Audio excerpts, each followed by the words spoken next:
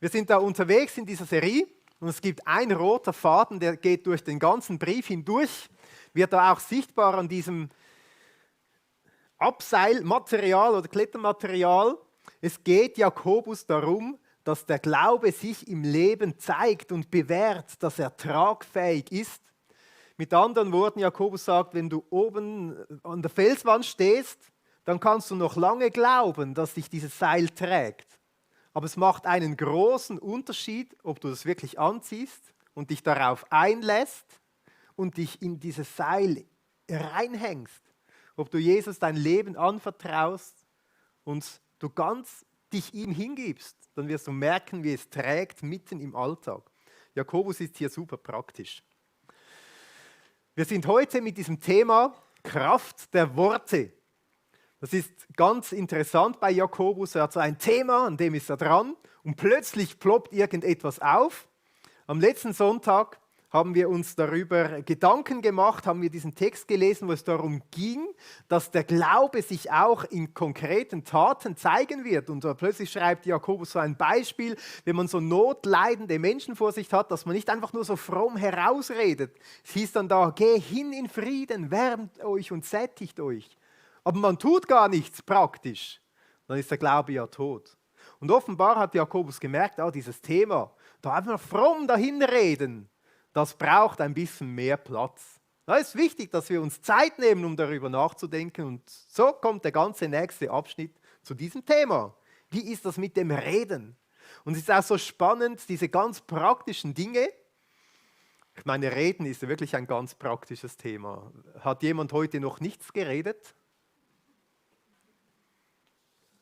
Niemand meldet sich, also absolut alltäglich, oder? Und Jakobus merkt, da hat Jesus ja ganz viel dazu gesagt. Er bezieht sich immer wieder auf Dinge, die Jesus gesagt hat. Und er merkt auch, im Alten Testament steht ja ganz viel davon. In den Sprüchen, in den Psalmen. Und ganz interessant, zu diesem Abschnitt heute gibt es einige ganz direkte Bezüge zur Schöpfungsgeschichte. Also Jakobus sagt mit anderen Worten, es ist kein neues Thema. Aber es ist ein mega, mega wichtiges Thema. Und so startet er, ihr könnt zusammen lesen, Jakobus 3, ab Vers 1.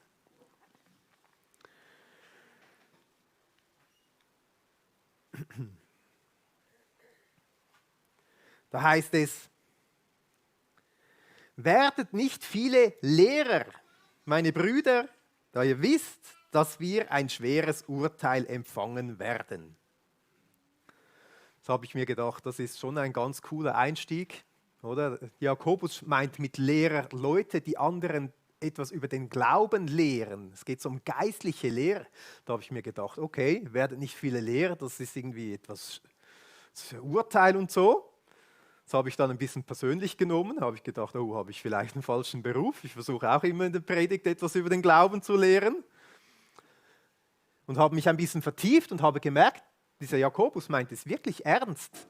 Er sagt, wenn wir über den Glauben etwas weitergeben, das ist wichtig, dass das gut ist. Das soll nicht einfach so in Leichtigkeit geschehen. Ich habe dann aber ein bisschen weiter darüber nachgedacht und ich habe gemerkt, dass es ja viele Leute gibt, die immer wieder anderen etwas über den Glauben weitergeben oder lehren. Ich meine, es ist nicht nur in der Kirche, so in der Kids-Treff oder in der Jungschulandacht oder wo auch immer, sondern an anderen Orten, wo wir Leuten um uns herum, unseren Geschwistern vielleicht etwas über den Glauben erzählen oder unseren eigenen Kindern etwas über den Glauben sagen oder Schulkollegen oder Arbeitskollegen oder irgendwo beim Hobby oder so. Wenn wir etwas über den Glauben sagen, dann werden wir automatisch ein Stück weit auch zu Lehrern. Und Jakobus sagt, hey, wir haben etwas so Wertvolles empfangen, das wir weitergeben können. Er beginnt damit, dass die Worte eigentlich ein Riesenpotenzial haben. Sie können so etwas Gutes weitergeben.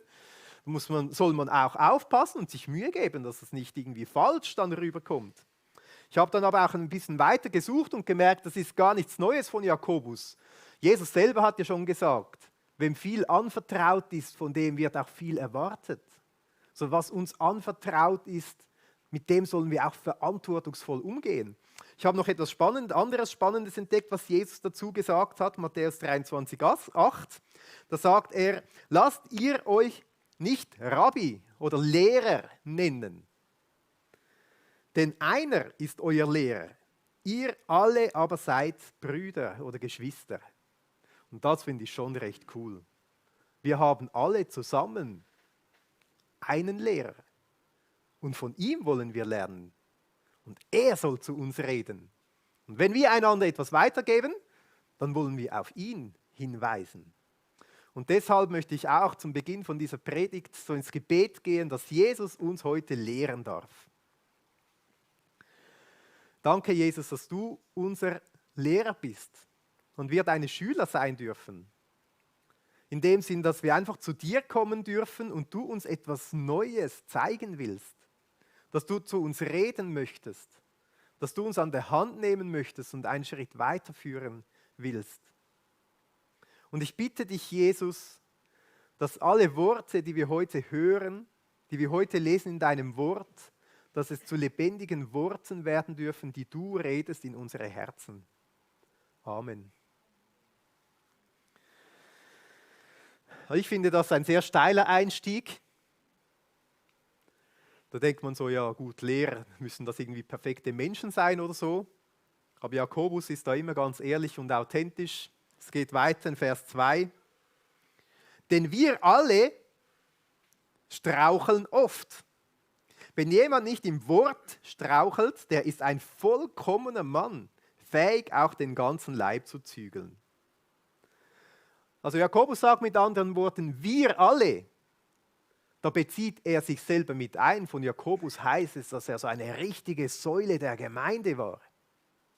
Aber wir alle Geschwister, nicht nur die Männer als Brüder gemeint, sind alle Geschwister, Glaubensgeschwister gemeint. Wir alle straucheln oder sündigen, wie man es auch übersetzen können. Also er sagt, hey Leute, wir sind irgendwie doch alle nicht so perfekt. Nicht alle so perfekt, wie wir manchmal gern wären. Er sagt, man sieht das sehr gut an den Worten, die aus unserem Mund herauskommen.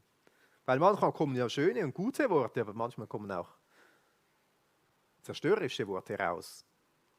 Können wir wieder eine Umfrage machen? Wer hat noch nie etwas Destruktives gesagt? Ich finde das schon spannend. Jakobus sagt, wenn wir schauen, was alles aus dem Mund der Menschen herauskommt, wenn es einen Menschen geben würde, von dem nur gute Worte herauskommen, dann wäre wahrscheinlich der ganze Mensch perfekt. Und umgekehrt ist leider das Gegenteil der Fall. Und das finde ich schon noch sehr gut. Ich meine, vielleicht sind jetzt Leute hier, die sagen, ja gut, mit dem Glauben, mit Jesus und so kann ich nicht so viel anfangen, aber ich finde das jetzt schon noch recht toll, dass da der Jakobus so ehrlich ist und sagt, ja, auch die Christen, auch die straucheln oft und reden manchmal Müll. Vielleicht sind auch Leute hier, die denken, boah, am Sonntagmorgen reden immer alle so schön und so. Ich bin schon noch erleichtert, dass der Jakobus auch uns zeigt, im Alltag kann das auch ganz anders aussehen. Ich bin da nicht der Einzige. Auf der anderen Seite gibt es vielleicht auch einige hier, die sagen, ja okay, Jakobus ist ehrlich, er ermutigt uns hinzuschauen, zu sagen, auch wir haben manchmal unsere Worte nicht im Griff. Aber eigentlich möchten wir ja gerne, wir möchten ja gute Dinge sagen. Wie gelingt es denn? Jakobus geht aber zuerst noch ein bisschen weiter in die Tiefe. Vers 3. Wenn wir aber den Pferden die Zäume in die Mäuler legen, damit sie uns gehorchen, lenken wir auch ihren ganzen Leib. Siehe, auch die Schiffe, die so groß und von heftigen Winden getrieben sind, werden durch ein sehr kleines Steuerruder gelenkt, wohin das Trachten des Steuermanns will. Er bringt hier zwei Bilder und sagt, unsere Zunge, das was wir reden, ist so wie ein Schiff, mit dem steuern wir eigentlich alles, was passiert. Und es gibt ein Ruder, die Zunge, und es gibt einen Steuermann, jemand, der steuert, was da alles herauskommt. Oder ein anderes Bild, finde ich schon noch recht cool. Wer von euch reitet? Ihr werdet mich jetzt wahrscheinlich auslachen. Wir waren mit unserer Familie so in Pferdehof-Ferien. Das ist ja cool, da hat er ganz süße Ponys und so und die Mädchen sind hingegangen und sagen, ja, so süß, diese Ponys und so. Darf ich auf dem reiten? Und wie das dort ist, ich als normalsterblicher Tourist, ich darf dann zu diesen Ponys hineingehen und dieses Zaumzeug anziehen. Und die Ponys waren dann nicht mehr so süß. Weil sie sind irgendwie schlau. Die haben genau gemerkt, wenn da Touristen kommen, oder? Dass die das nicht so gut können und so. Die haben sich gewehrt. Zuerst sind sie immer davon gerannt, muss man hinterher und irgendwie versuchen, das zu packen, das Halfter irgendwie rumzukriegen. Das ist ja, ich meine, ein Pferd ist noch ein Stück größer, hat auch schon eine gewisse Kraft. Ich fand das ein bisschen unheimlich und wenn das dann endlich gelungen ist, irgendwo am Pfosten anbinden, kommt dieses Zaumzeug. Dann muss das irgendwie in den Mund rein von diesen Tieren, oder? Aber das finden die nicht so cool. Also ich habe dann schon ein bisschen gelernt, zum Glück, man muss das richtig packen, oder? Da um den Kopf da halten, dieses Tier. Und dann irgendwie dieses Teil, da muss man noch schauen mit all diesem Zeug und das muss irgendwie ins Mund rein, oder? Und dann versucht man das so vorne, dann so große Zähne und die pressen sie zusammen, dass das absolut nicht reingeht und es ist ein richtiger Kampf. Und ich habe gekämpft und Sabber überall runtergelaufen und dann irgendwie mal ein bisschen rein und dann die Zähne, hat man noch Angst und irgendwann, tschack, ist es drin, alles rundherum. Und ab diesem Moment war es super.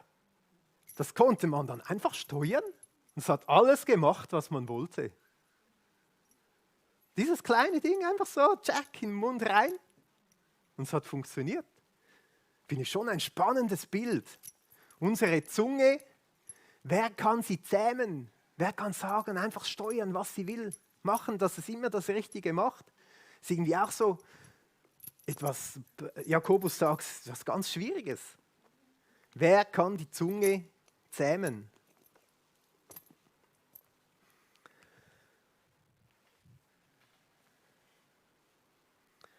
Es heißt dann weiter, so ist auch die Zunge ein kleines Glied und rühmt sich großer Dinge. Siehe, welch ein kleines Feuer, welch ein großer Wald zündet es an. Auch die Zunge ist ein Feuer, als die Welt der Ungerechtigkeit erweist sich die Zunge unter unseren Gliedern als diejenige, die den ganzen Leib befleckt und das Rad des Lebens entzündet und von der Hölle entzündet wird. Jetzt wird Jakobus richtig dramatisch. Bevor er uns irgendwelche Lösungen präsentiert, zeigt er uns, was mit der Zunge möglich ist, dass sie einen ganzen Waldbrand anzünden können, dass ein Wort rauskommen kann und so viel zerstören kann. Ich habe mir gedacht, so diese Beschreibung hier als die Welt der Ungerechtigkeit, wenn wir in die Welt schauen, was alles für Ungerechtigkeiten herrschen, wie viel kommt von der Lippe? Wie viele böse Worte von Hass, andere heruntermachen, Lügenworte führen zu Dingen, die kaputt gehen, zu Beziehungen, die kaputt gehen. Aber auch im Großen, wie viele Befehle werden erteilt, dass ein richtiger Krieg stattfindet? Wie viele Befehle werden erteilt, dass es Missbrauch gibt, Misshandlungen gibt? Oder ich denke auch in unseren frommen Kreisen, wie wenig braucht es, dass ein frommes Wort herauskommen kann. Und sogar das kann zerstörerische Kraft haben. Und Jakobus wird dann noch dramatischer. Er sagt, das ist das Problem, dass es unseren ganzen Leib, also unser ganzes Wesen, unser ganzer Körper befleckt, kaputt macht. Das ist nicht nur etwas Kleines, sondern es hat mit unserem ganzen Wesen zu tun. Wir sind sündig. Ein anderes Bild, was er dann sagt, es ist, als würde das Rad des Lebens entzünden. Also der Fortlauf des Lebens, wir laufen dann das Leben, sind unterwegs und es ist wie ein Rad, das brennt, das irgendwo hinrollt und seine Spur zieht und links und rechts ist Zerstörung. So kann die Zunge sein. Es hat so zerstörerische Kraft. Und als drittes sagt er uns auch noch, wo das Ganze herkommt. Er sagt, dieses Steuerruder hat etwas in der Hand, das von der Hölle in Brand gesetzt ist. So nennt er es. Ich finde das schon noch recht drastisch beschrieben. Oder? Jetzt geht es ums Eingemachte. Er sagt, irgendwie gibt es manchmal so Impulse in uns drin, die nicht vom Guten bestimmt sind, sondern die vom Bösen bestimmt sind. So Impulse, irgendwie etwas zu sagen oder zu machen, was negativ ist.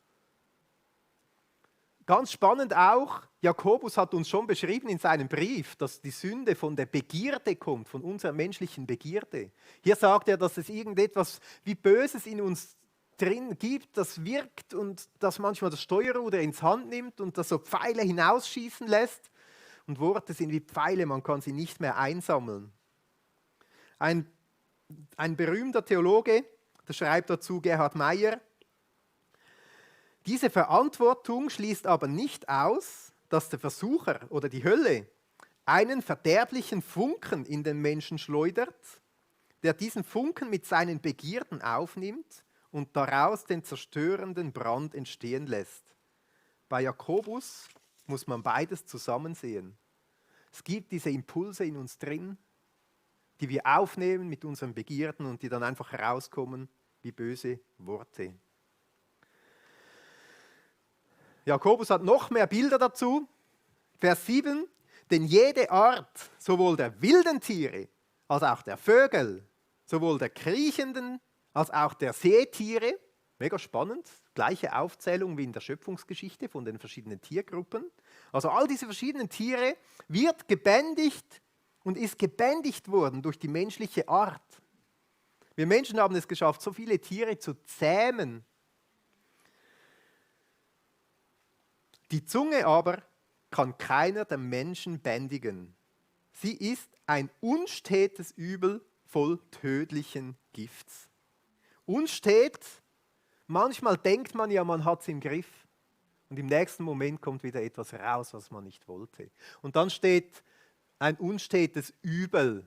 Ich finde das ein cooles altgriechisches Wort, was da steht. Kakos. Übel. Aber ich finde, das klingt schon, oder? Manchmal ist es ein richtiger Kack, was da rauskommt. Voll tödlichen Gifts. Auch diese Idee ist nichts Neues von Jakobus. Schon in Psalmen heißt es über Menschen, die nicht das sagen, was Gott will. Gift haben sie, gleich Schlangengift, wie eine taube Viper, die ihr Ohr verschließt. Oder Paulus sagt zu diesem Thema, er sagt, es gibt keinen Mensch, der nur Gutes tut. Alle haben wir irgendwie diesen Ruhm verloren. Und von uns allen Menschen, die wir irgendwo auch schuldig sind vor Gott, sagt dann Paulus in Römer 3, Vers 13, ihr Schlund ist ein offenes Grab, mit ihren Zungen handeln sie trügerisch, Viperngift ist unter ihren Lippen. Also Jakobus beobachtet hier die Menschheit und sieht, so vieles kommt aus dem Mund heraus, was zerstörerisch ist. Und er hat die ganze Menschheit in dem Sinn im Blick, aber er hat auch seine Geschwister im Blick. Und zu diesen hat er jetzt noch einige ganz gezielte Worte, die er seinen Geschwistern quasi mitgeben will. Mit ihr, mit der Zunge, preisen wir den Herrn und Vater. Und mit ihr fluchen wir den Menschen, die nach dem Bild Gottes geschaffen worden sind. Aus demselben Mund gehen Segen und Fluch hervor. Dies, meine Brüder, meine Geschwister, soll nicht so sein. Also er sagt jetzt, Leute, ihr geht hin und lobt Gott. Das ist super. Und mit derselben Zunge kommen aber auch zerstörerische, fluchende Dinge heraus. Nicht nur segnend, preisend, auf erbauend, positiv, sondern auch negativ. Ich finde das ganz spannend hier, dass er das Bild bringt, wie der Schöpfungsbericht, oder? Die Menschen sind nach dem Bild Gottes geschaffen. Vielleicht denkt sich ja der eine oder andere, ja gut, manchmal muss ich es dem anderen ja schon sagen. Ich meine, der hat es ja wirklich irgendwie, der ist wirklich kein guter Typ. Der ist ja gerechtfertigt, das muss ja Gott nicht interessieren, es geht ja gegen den. Oder? Es ist nicht gegen Gott. Jakobus sagt, wenn du einen Mensch als Gegenüber hast, dann ist er immer ein Bild, ein Abbild von Gott. Er ist immer von Gott geschaffen, gebildet. Er hat immer eine Würde, eine menschliche Würde als Abbild Gottes. Und mit anderen Worten, wenn ich einem Mensch etwas Böses sage, dann nimmt das Gott persönlich. Ich stelle mir es auch so vor, ich kann das gut nachvollziehen, wenn ich ein wunderschönes Kunstwerk male, einige sind ja künstlerisch sehr begabt, dann steht dieses Kunstwerk so hier Und dann kommt jemand und schmeißt mit irgendwelchen Farbbeuteln darauf und irgendwie mit dem Dolch noch rein oder so. Sagt er, ja, das muss dich ja nicht interessieren, ich habe das Bild kaputt gemacht. Aber ich würde schon wütend. Ich weiß nicht, wie es euch geht. Und Gott hat jeden Menschen gebildet, mit seinen Händen wunderbar gemacht. Jesus selber sagt, was ihr einem meiner Geringsten tut, das tut ihr mir. Und er meint es im Positiven. Wenn ihr einem Geringsten etwas Positives tut, dann nehme ich das auch persönlich, dann ist das etwas auch Gutes für mich. Aber es ist auch im Negativen. Wenn wir einem Geringsten etwas Böses tun, dann nimmt es Jesus auch persönlich. So sind quasi schlechte Dinge gegen Menschen auch Sünde gegen Gott. Und dann sagt aber Jakobus auch, Leute, bei euch soll es aber nicht so sein. Also irgendwie sagt Jakobus, wir haben einen Schlüssel, der möglich macht, dass es anders ist. So wie eine Art Wendepunkt im Text, oder? Man kommt dann so in den Sinn, Worte von Jesus, dass man für die Feinde beten soll, dass man segnen soll, die einem verfluchen. So eine Art andere Welt. Man kriegt so das Gespür, Jakobus meint, irgendwie soll es auch anders gehen und anders möglich sein. Dass die Zunge nicht ein Werkzeug des Übels ist, sondern dass sie auch riesiges Potenzial hat. Sie kann ja segnen, sie kann ja Gutes sprechen, sie kann auferbauen, sie kann ermutigen. Jakobus sagt, bei uns soll es nicht so sein, dass beides aus demselben Mund herauskommt. Wir sind jetzt natürlich gespannt, ja, wie soll das gehen? Diesen Punkt darf der Unti nach unten gehen. Mega cool, dass ihr bei uns wart. Ich wünsche euch mega viel Spaß beim Weiter vertiefen.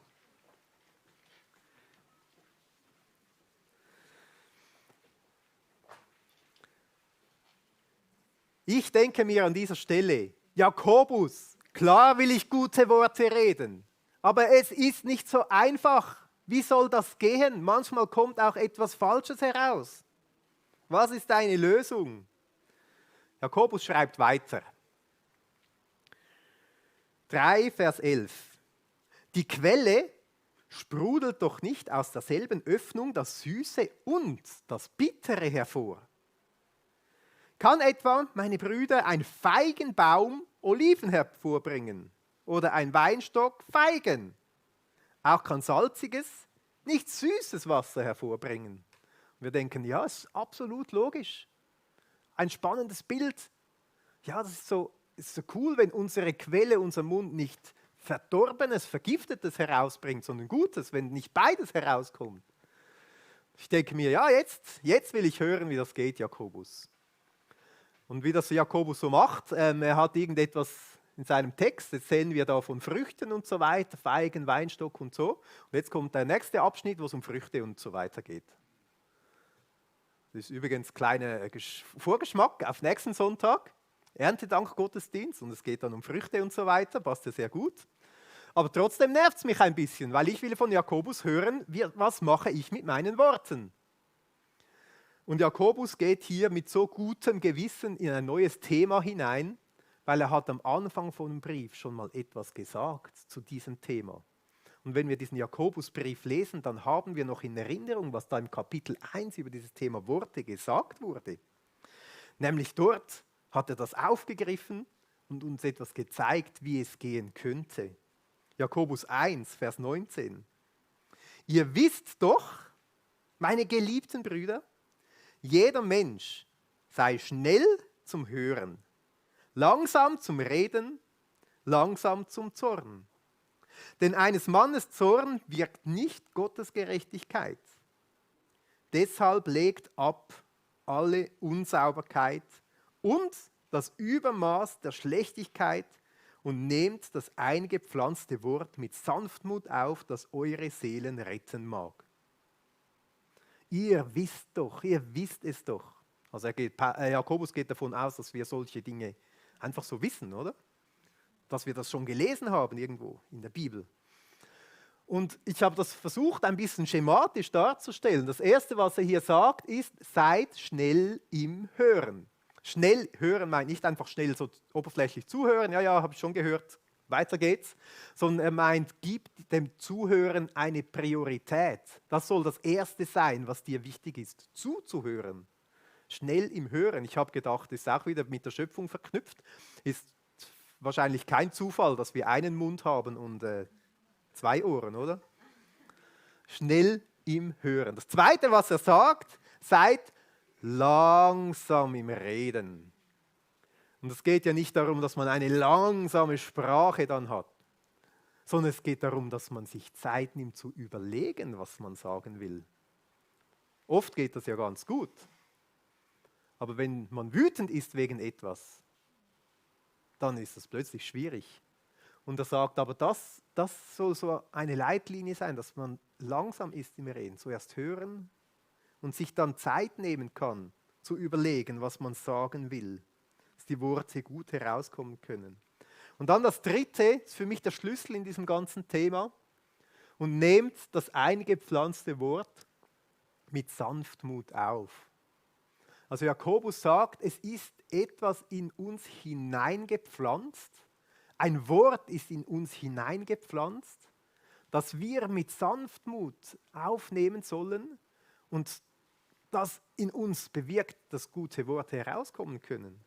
Dass das überhaupt möglich ist. Ich denke, das ist so die Spannung, oder, wo wir drin sind. Wir stehen immer noch hier und manchmal kommen so giftige Worte heraus. Und es ist ja kein Zufall, dass Jakobus hier immer diesen Schöpfungsbericht nimmt und den so herbeizieht. Weil wenn wir zurückschauen, gab es ja andere Zeiten. Die ersten Menschen, die hatten gute Worte. Die hatten gute Worte, die sie redeten mit dem Schöpfer, mit ihrem Gott, gute Worte untereinander. Und dann kam die Schlange, dann kam diese Schlange in diesen Garten hinein und hat mit ihren Worten die Worte Gottes in Frage gestellt. Mit ihren verführerischen Worten hat sie den Menschen versucht, von Gott wegzuziehen. Und die Menschen standen vor der Wahl, wollen sie den Worten Gottes Vertrauen schenken oder wollen sie den Worten der Schlange Vertrauen schenken?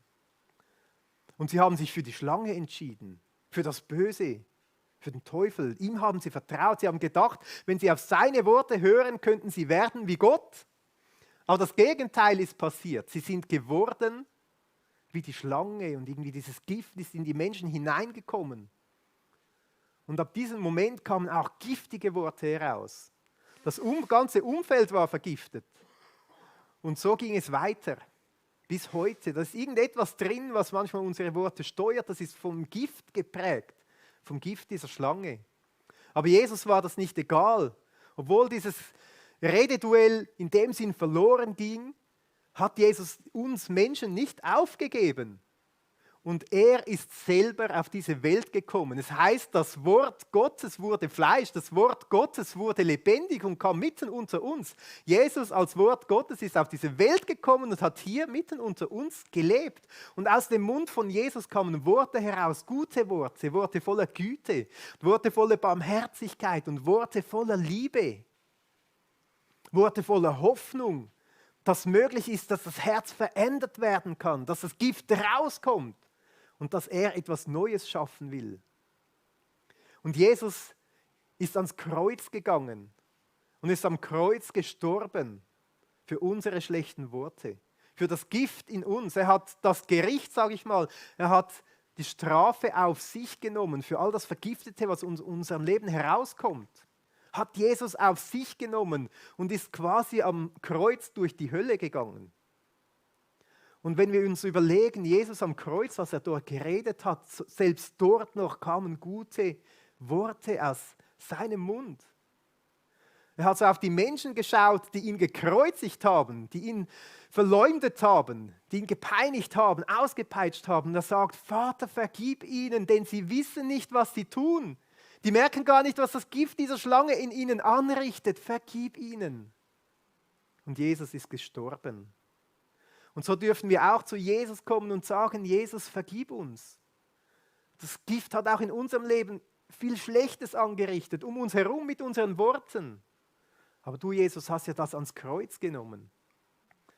Und Jesus ist auferstanden am 3. Tag. Ist den Menschen begegnet, hatte weitere Worte voller Hoffnung für sie. Und dann ist er in den Himmel gegangen und hat gesagt, ich schicke euch den Heiligen Geist, ich schicke euch meinen Geist. Und der Heilige Geist ist gekommen und hat alle, die Jesus nachgefolgt sind, erfüllt. Und Paulus schreibt dann, die Liebe Gottes ist ausgegossen in unsere Herzen durch den Heiligen Geist, der uns gegeben ist. Gott verändert unser Herz und erfüllt es, dass das Gift verdrängt wird und seine Liebe Platz gewinnen kann. Wenn Jakobus davon schreibt, von diesem eingepflanzten Wort, das wir mit Sanftmut aufnehmen können, das Wort, das unsere eigenen Seelen rettet, dann meint er genau diese Botschaft. Jesus selber sagt, das, was das Herz voll ist davon, das kommt auch aus dem Mund heraus. Wenn Gift da drin ist, dann kommt Gift heraus. Und Jesus sagt, durch meinen Geist soll die Liebe Gottes in eure Herzen ausgegossen werden. Also wenn ich diese Tabelle anschaue, schnell im Hören, langsam zum Reden, sanftmütig, erfüllt mit Gottes Wort, dann beginnt es dort, dass ich sage, Gott, ich brauche deinen Geist, deine Liebe in mein Herzen ausgießen. Und wenn ich dann schaffe, gut hinzuhören und dann langsam reden, dann nutze ich diese Sekunde, die mir in diesem langsam geschenkt wird, dass ich sage, Gott, gieße jetzt deine Liebe in mein Herz aus. Zu meinem Gegenüber, wenn ich dem eins auswischen will, dass ich sage, Gott, schenk mir deine Liebe, die du hast für dein Gegenüber. Schenk mir diesen Moment, diese Sekunde, wo ich den anderen so sehen kann mit den Augen, wie du ihn siehst. Das ist dieses langsam, oder? Nicht der eigene Verstand, den sollen wir auch einschalten. Aber wir sollen auch Gott suchen, dass er etwas in uns hineinlegt, dass unser Herz voll ist mit ihm. Ich denke, das ist unsere Aufgabe. Nicht, dass wir uns bemühen, gute Worte zu sagen, sondern dass wir bemühen, Jesus in unserem Herzen Raum zu geben. Weil das, was das Herz voll ist, das kommt aus dem Mund heraus. So ist das für mich der Schlüssel. Das Wort von Jesus, Jesus selbst soll eingepflanzt sein in unseren Herzen. Und dann ist es möglich, dass Gutes, Auferbauendes, Liebevolles herauskommen kann. Ich denke, es ist wichtig, dass wir hier auch zu Jesus gehen. Vielleicht ist während dieser ganzen Predigt einiges in den Sinn gekommen, eigene Worte, die rausgegangen sind, die zerstörerisch waren. Und man wollte es eigentlich gar nicht. Wenn man einen Pfeil schießt, wenn er weg ist, kann man ihn nicht mehr sammeln. Manchmal gibt es so ein Wort, geht raus und man kann es mit 1000 guten Worten nicht mehr gut machen. Und wir dürfen auch diese Dinge zu Jesus bringen und ihn um Vergebung bitten, zu unseren Nächsten hingehen, uns ihnen sagen, dass es uns leid tut. Vielleicht gibt es auch das andere, dass du selber schon Worte gehört hast über dich, die etwas zerstört haben, etwas kaputt gemacht haben. Und auch hier möchte Jesus etwas Neues schaffen, möchte das Herz heilen, möchte seine Worte in uns hineinlegen, dass nicht menschliche Worte uns herunterziehen, dass seine Worte uns auferbauen. So, lass uns zusammen zu Jesus gehen im Gebet. Jesus, wir kommen zu dir. Und wir brauchen dich, Jesus. Wir brauchen deine Nähe. Wir brauchen deine Veränderung des Herzens. Danke, Jesus, dass du uns Menschen nicht aufgegeben hast und dass du als lebendiges Wort in diese Welt gekommen bist. Und als du zum Vater in den Himmel gegangen bist, hast du gesagt, es ist gut, weil so der Heilige Geist kommt, der in jedem Gläubigen wohnt. Und ich bitte dich jetzt, Jesus Christus, durch deinen Heiligen Geist, dass du Gottes Liebe in unsere Herzen ausgießt. Und ich denke jetzt auch an die Momente, wo der Wut in uns aufsteigt, wo wir zornig sind, wo wir an unsere Grenzen kommen, dass gerade in diesen Momenten, dass du uns diese eine Sekunde schenkst, wo wir langsam sind im Reden, damit wir dir Raum geben können, dass du uns in diesen Momenten einfach deine Liebe in unsere Herzen schenkst, dass wir sie selber ganz erfassen dürfen, wie du uns liebst, Jesus, dass du für uns ans Kreuz gegangen bist, was für ein Liebesbeweis. Aber auch die Liebe für unsere Nächsten. Und Jesus, wir kommen auch zu dir mit unseren Fehlern, dort wo wir selber straucheln. Jakobus ist ja ganz ehrlich und wir sollen auch ehrlich sein. Wir müssen nichts vor dir verstecken, wir dürfen sagen, wo wir Schwächen haben, wo vielleicht etwas nicht gelungen ist. Jesus, wir bringen dir unsere destruktiven Worte zum Kreuz. Unsere zerstörerischen Worte bringen wir dir zum Kreuz und bitten dich um Vergebung.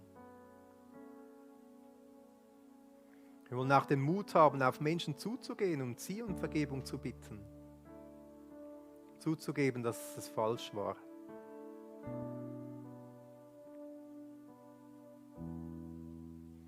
Ja, wenn dir Jesus etwas aufzeigt, dann lege es bewusst ab.